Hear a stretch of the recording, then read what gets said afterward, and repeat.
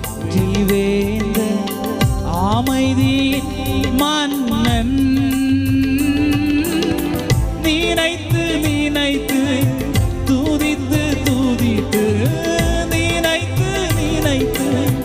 துதித்து துதித்து நிம்மதி அடைவே நிம்மதி அடைவே